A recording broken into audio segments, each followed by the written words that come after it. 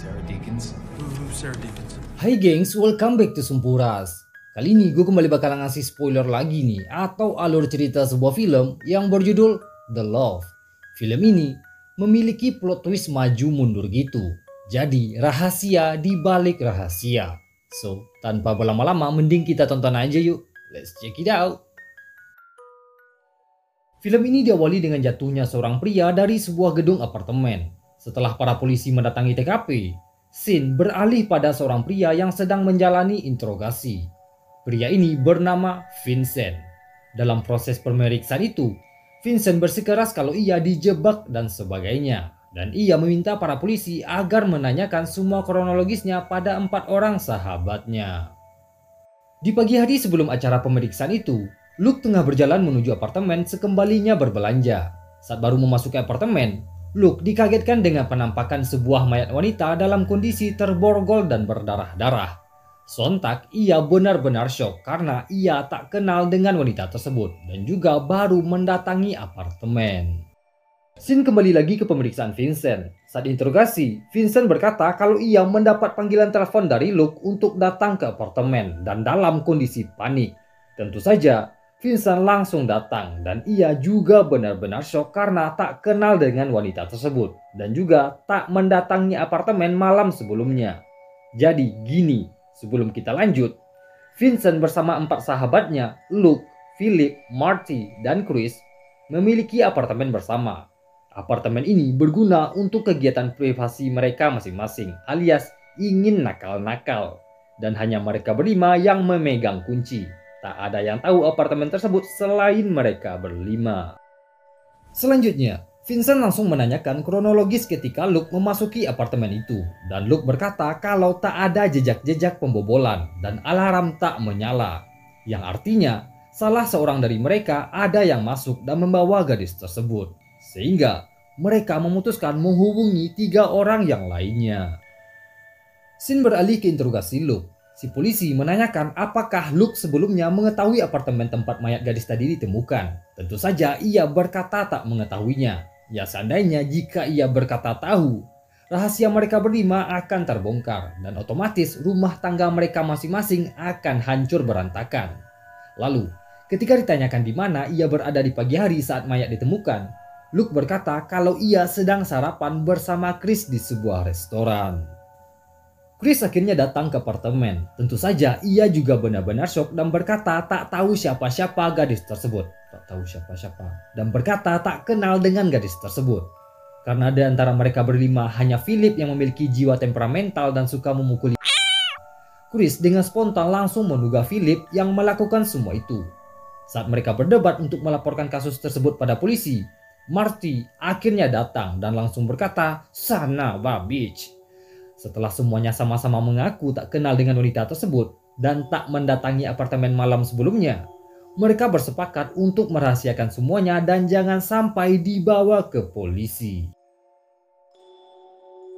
Kita dibawa kembali ke masa 1 tahun sebelumnya. Saat itu, Vincent sedang merayakan peresmian gedung barunya. Ya, Vincent ini adalah seorang arsitek dan ia yang mendesain gedung milik seorang pengusaha yang bernama Hiram Fry. Dalam acara perayaan itu, Vincent mengundang keempat teman-temannya dan istri mereka masing-masing. Lalu, di pesta tersebut, Chris disapa oleh salah seorang wanita. Ia bernama Anne. Anne ini adalah adik dari pasiennya Chris. Ia bekerja sebagai sekretaris anggota dewan yang menghadiri acara tersebut. Karena Anne ini benar-benar cantik, Chris menjadi sedikit tertarik. Tapi ia tak melakukan apapun karena istrinya selalu mengawasi. Setelah itu Vincent mengajak keempat temannya ke sebuah kamar apartemen di lantai 9. Karena ia yang mendesain gedung tersebut, Vincent mendapat jatah 1 kamar dan ia memberikan kamar itu untuk keempat teman-temannya.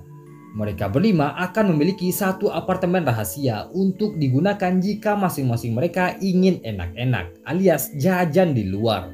Syaratnya, jika ada yang ingin menggunakan apartemen itu, masing-masing mereka harus mengabarkan atau memberitahu. Jadi, gak bentrok jadwal mereka. Scene beralih ke kasus di apartemen. Luke benar-benar panik dan ingin kabur karena ia tak ingin dapat masalah dan tak ingin keluarganya yang harmonis hancur. Tapi karena sebelumnya mereka bersepakat harus menyelesaikan masalah itu berlima, Marty akhirnya memaksa Luke untuk tetap di sana sampai solusi didapatkan. Marty memutuskan melihat kondisi si mayat. Saat ia melihat tulisan di balik bantal, ternyata di dinding dituliskan sebuah kalimat menggunakan bahasa Yunani. Dan Sin beralih ketika proses pemeriksaan yang dijalani oleh Chris. Karena ia adalah seorang psikolog, si polisi langsung menanyakan apakah Chris memahami bahasa Yunani. Dan tentu saja ia berkata ya. Tapi ia menjawab kalau penggunaan kalimat tersebut salah. Kalimat itu memiliki arti semoga takdir menyatukan kita. Tapi penggunaan kata kerja menyatukan dalam bahasa Yunani seharusnya iunget, bukannya iungebit. Sehingga Chris berkata kalau kalimat tersebut harusnya ditulis oleh orang yang tak memahami bahasa Yunani. Philip akhirnya datang. Ia adalah adik tirinya Chris. Karena Philip terkenal dengan temperamental, Luke langsung menuduhnya yang melakukan semua itu. Tapi Philip berkata kalau ia semalaman tidur di rumah istrinya. Dan di pagi hari sebelum kedatangannya ke apartemen itu, ia sedang di sebuah proyek konstruksi bersama mertuanya. Yang berarti Philip ini benar-benar bersih. Scene beralih ke 6 bulan sebelumnya. Dan saat itu adalah pesta pernikahan Philip dengan Vicky. Ia menikahi putrinya Hiram Fry, sang konglomerat yang memiliki banyak bisnis properti. Di sela-sela pesta itu, Vincent akhirnya memberikan kunci apartemen pada masing-masing mereka sekaligus sebagai kado pernikahan untuk Philip. Dan sekali lagi, Vincent menegaskan mereka semua harus merahasiakan apartemen tersebut dari istri mereka masing-masing. Saat di pesta pernikahan Philip, adiknya yang bernama Zoe juga menghadiri pesta tersebut. Karena Zoe telah tumbuh menjadi gadis berusia 20 tahunan, Marty dengan iseng berkata kalau ia tertarik melihat lekukan tubuhnya Zoe. Termasuk Vincent juga berkata seperti itu. Tapi dengan tegas Philip berkata tak ada satupun pria yang boleh mengganggu adiknya. Saat Chris sedang asik celingak-celinguk sendirian, ia melihat Anne juga menghadiri pesta itu. Ya, karena ia sekretaris anggota dewan. Karena tak tahan lagi melihat kegemoyan bodinya Anne, Chris akhirnya mendekatinya dan mulai mengajak ngobrol sampai mereka terbaring di apartemen berdua. Karena telah sering menjalin hubungan intim, Chris akhirnya menyatakan perasaannya dan berkata kalau ia akan meninggalkan istrinya agar bisa hidup bersama dengan Anne. Tapi sayang Anne menolak lamaran tersebut dan berkata kalau ia hanyalah seorang jablay yang dibayar dan tak memiliki perasaan apapun pada Chris. Why me? Scene beralih ke proses pemeriksaan Marty. Karena Marty ini benar-benar nakal dan pernah ketahuan selingkuh, si polisi menanyakan apakah ia pernah membawa wanita ke apartemen. Marty pun menjawab belum pernah dan belum sempat. Lalu, si polisi kembali menanyakan bagaimana dengan keempat temannya yang lain. Marty pun berkata kalau mereka semua masing-masing tipe-tipe suami setia, mustahil untuk main wanita. Tapi tak tahu dengan Philip. Marty belum pernah mendengar kalau Philip menggunakan apartemen tersebut untuk wanita lain. Kita dibawa kembali ke 2 bulan sebelumnya. Saat itu, Vincent, Marty, dan Luke sedang menghadiri undangan acara real estate. Saat sedang asik-asik melihat gadis-gadis, mereka disapa oleh seorang wanita gendut kesepian bernama Diana. Awalnya, Marty meminta agar Vincent tak mengacuhkan wanita tersebut. Tapi Vincent yakin kalau Diana pasti memiliki teman-teman wanita yang cantik dan seksi. Saat sedang asik-asik ngobrol, ternyata mertuanya Philip juga menghadiri acara tersebut dengan selingkuhannya. Karena tak ingin rahasianya terbongkar, Fry mendatangi Vincent dan berkata kalau ia akan mengerjakan sebuah proyek properti dan ia menawarkan pengerjaan desain bangunannya pada Vincent. Ya, secara tak langsung upah tutup mulut.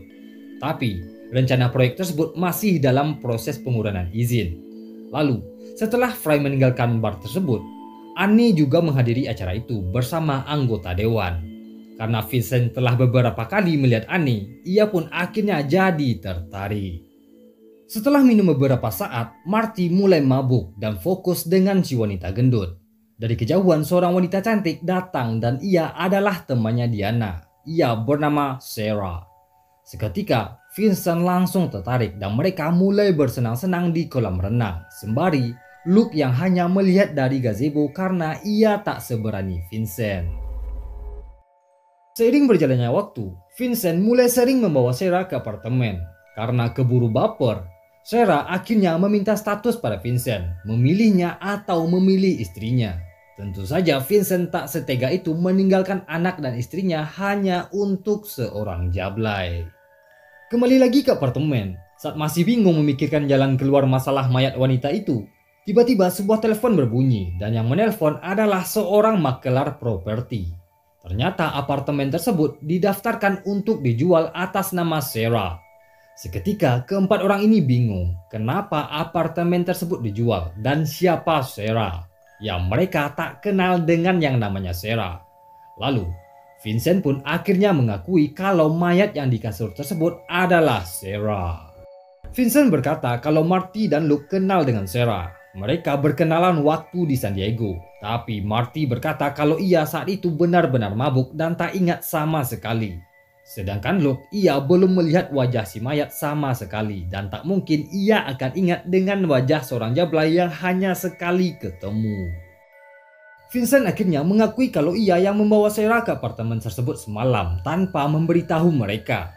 Dan ia mengakhiri hubungannya dengan Sarah sebelum meninggalkan apartemen tersebut. Sebelum pergi meninggalkan Sarah, Vincent memastikan kalau ia meninggalkannya sendirian dalam keadaan masih hidup dan tak diikat sama sekali. Scene beralih ke proses pemeriksaan Luke. Si polisi kembali menanyakan apakah ia mengetahui apartemen tersebut sebelum mayat ditemukan. Dan Luke pun akhirnya mengakui ya, ia tahu ketika peresmian gedung itu.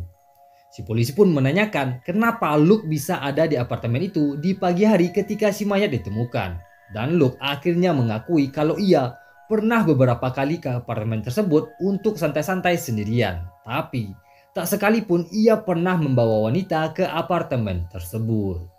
Si polisi kembali menanyakan apakah Luke kenal dengan Sarah. Luke pun menjawab ya, pernah bertemu sekali. Dengan spontan si polisi menanyakan apakah ia cemburu Sarah menjalin hubungan dengan Vincent. Tentu saja Luke membantahnya karena ia tak tertarik dengan wanita lain selain istrinya. Tapi ternyata si polisi tak menanyakan hal itu. Si polisi bertanya apakah Luke cemburu ketika Vincent menjalin hubungan dengan wanita lain. Dengan sigap Luke menjawab, "Gue normal bangsat." Kembali lagi ke apartemen, Philip akhirnya mengamuk dan ingin menyerang Vincent. Ya, ia tak terima Vincent jadi biang masalah yang membawa mereka semua. Tapi Vincent masih bisa membela diri dengan berkata, seandainya kalau ia yang jadi pembunuh, kenapa ia mendaftarkan penjualan apartemen tersebut atas nama Sarah? Dan kita dibawa kembali ke beberapa bulan sebelumnya. Beberapa hari setelah kembali dari San Diego, Marty mendatangi apartemen dan Vincent sedang menggunakan apartemen itu dengan seorang wanita.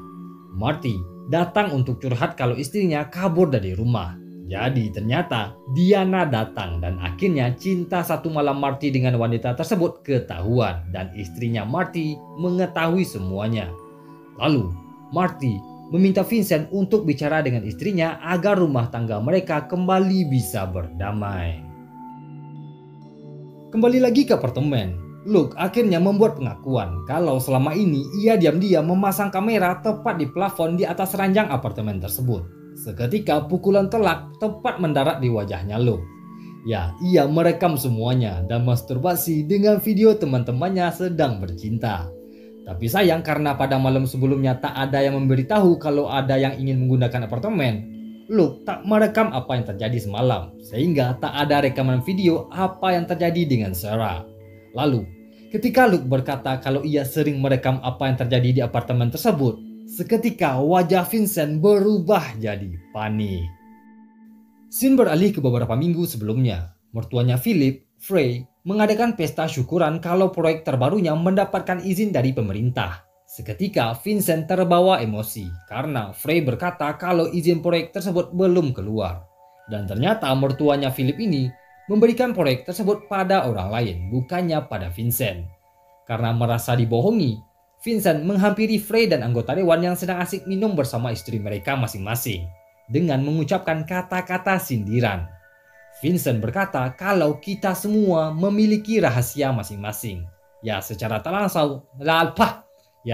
langsung, ia mengancam Frey dan si anggota dewan. Di pesta tersebut, ternyata Sarah juga datang dan tentunya ia mencari Vincent untuk minta status. Tapi karena Vincent berkata ia tak bisa meninggalkan anak dan istrinya, Sarah nekat berjalan menemui istrinya Vincent untuk membongkar perselingkuhan mereka. Tapi untungnya ia berhasil dihentikan oleh Luke sembari berbisik, sebaiknya jangan, kalau tidak kau akan menyesalinya. Setelah mendengar bisikan itu, Sarah memilih meninggalkan tempat tersebut. Scene beralih lagi ke apartemen.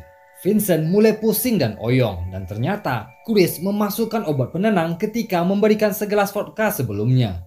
Sembari menyumpahi Vincent, mereka berempat mulai menelanjanginya, dan Luke berkata, "Kami berempat menemukan Sarah pagi ini dalam kondisi tewas di ranjang." Pagi sebelumnya, pagi-pagi banget, Luke mendapati Sarah di kamar apartemen dalam kondisi tewas bunuh diri, dan ia langsung menghubungi ketiga teman-temannya, Marty, Chris, dan Philip. Luke menemukan sebuah surat yang ditinggalkan Sarah untuk Vincent, makanya ia tak menghubungi Vincent pagi itu.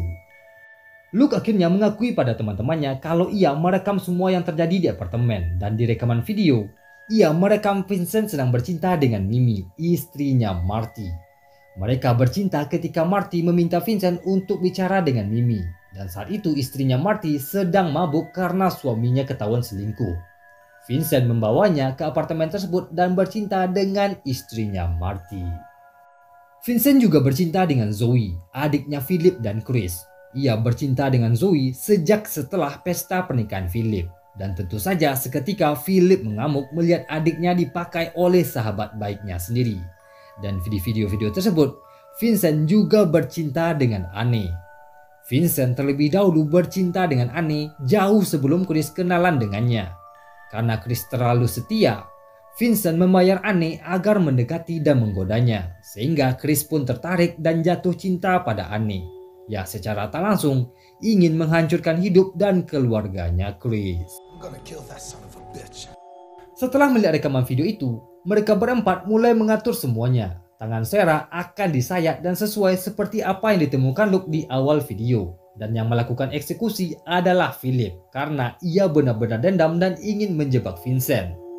Setelah tangan Sarah disayat, ia menuliskan tulisan Yunani sesuai dengan isi surat bunuh diri yang ditinggalkan Sarah. Dan tak lupa ia menempelkan pisau tersebut ke tangannya Vincent. Saat Vincent tengah sempoyongan, Luke kembali mencekokinya dengan obat tidur. Setelah Vincent tak sadarkan diri, mereka memborgol tangannya dengan tangan Sarah dan membuat cerita seolah-olah Sarah yang membius Vincent. Setelah Vincent tak sadarkan diri, Sarah akhirnya memutuskan bunuh diri. Scene beralih ke proses interogasi Vincent. Vincent masih bersikeras kalau ia dijebak, tapi polisi memiliki cukup banyak bukti kalau ialah pelakunya. Semua sidik jari yang ada di apartemen hanyalah sidik jarinya Vincent, termasuk di kaset-kaset rekaman video. Jadi, polisi meyakini kalau Vincent selama ini dengan sengaja merekam semua kegiatan seksnya secara diam-diam. Dan ketika keempat orang lainnya ditanyakan kegiatan mereka di pagi hari sebelumnya, masing-masing mereka sibuk dengan kegiatan masing-masing. Luke dan Chris sarapan berdua di restoran. Marty kerja di kantor seperti biasa, dan Philip sibuk berdua di proyek bersama mertuanya. Sehingga semua bukti tertuju pada Vincent. Setelah pemeriksaan Chris, si polisi menanyakan kenapa Vincent selalu berkata dijebak dan menuduh teman-temannya. Tentu saja Chris berkata ia tak tahu. Lalu si polisi mengatakan hasil otopsi menunjukkan Sarah kemungkinan tak menyayat tangannya sendiri, melainkan orang lain yang menyayat tangannya. Dan sidik jari yang ditemukan di pisau adalah sidik jarinya Vincent. Tentu saja seketika Chris benar-benar shock karena rencana awalnya hanya membuat Sarah seolah-olah bunuh diri. Ditambah lagi, si polisi tak menemukan surat bunuh diri yang ditinggalkan Sarah di lokasi kejadian. Chris benar-benar lupa meletakkan surat bunuh diri yang ditinggalkan oleh Sarah. Saat ia melihat saku jaketnya, ternyata surat tersebut udah nggak ada. Setelah itu, Luke diam-diam kembali mendatangi apartemen dan ternyata Chris telah berada di sana menanti kedatangannya. Chris langsung menanyakan mana suratnya Sarah. Tentu saja Luke berkata kalau ia melihat Chris menyimpan surat tersebut dalam jaketnya ketika akan meninggalkan apartemen tersebut sebelum kedatangan Vincent. Lalu, Chris berkata kalau ia telah menghubungi makelar properti yang menelpon apartemen itu di pagi hari. Dan ternyata penjualan apartemen yang didaftarkan atas nama Sarah dilakukan oleh seorang pria. Dan pria tersebut adalah si Luke. Chris kembali menanyakan mana suratnya Sarah. Karena surat tersebut satu-satunya bukti Sarah bunuh diri. Ya kalau nggak ada, otomatis Vincent akan didakwa dengan kasus pembunuhan. Dan ternyata saat Chris mengangkat telepon ketika makelar properti menghubungi apartemen tersebut, Luke diam-diam mengambil surat itu dari jaketnya Chris dan membuangnya. Dan karena Chris yang penasaran dan curiga, ia akhirnya memeriksa tong sampah dan surat tersebut akhirnya ketemu. Seketika, Chris mengambil kesimpulan. Seketika, Chris langsung mengambil kesimpulan. Luke membuang surat itu karena bukan Sarah yang menulis surat tersebut, melainkan tulisan tangannya Luke. Chris menanyakan, "Why? Kenapa kau melakukan semua ini?" Dan Luke akhirnya menceritakan semuanya. Ia dari awal telah menyukai Sarah sejak pertama kali kenalan di San Diego. Semakin ia melihat Sarah bercinta dengan Vincent, ia makin jatuh cinta dengannya. Tapi sayang ketika Luke menyatakan perasaannya, Sarah menolak. Dan tepat malam sebelumnya ketika Vincent terakhir kali bertemu dan mengakhiri hubungannya dengan Sarah, Luke telah menunggu momen tersebut.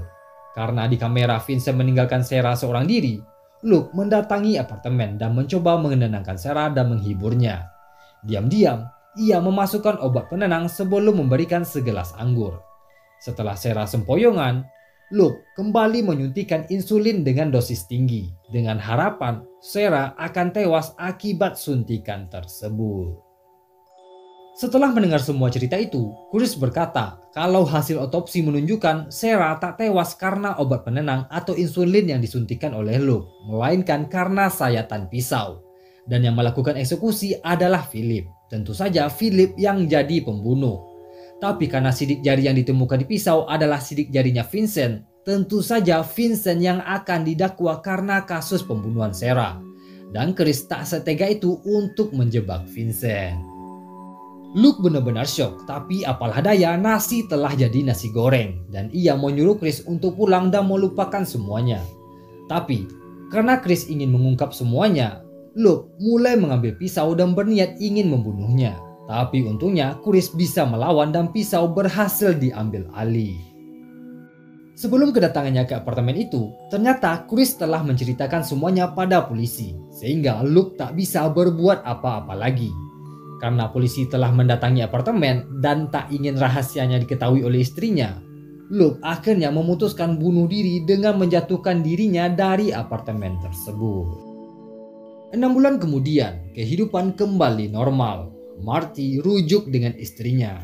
Vincent akhirnya bebas dan ia sekarang tinggal sendirian di apartemen setelah bercerai dengan istrinya. Karena yang menyayat tangannya Sarah adalah Philip, ia sekarang sedang menunggu proses persidangan. Nah kalau Chris, ia akhirnya bercerai dengan istrinya dan ia tak sengaja kembali bertemu dengan Anne. Oke geng, sekian sedikit spoiler film The Loft. Gimana, keren gak filmnya? Nah kalau kamu nonton film aslinya, sumpah keren banget, recommended banget.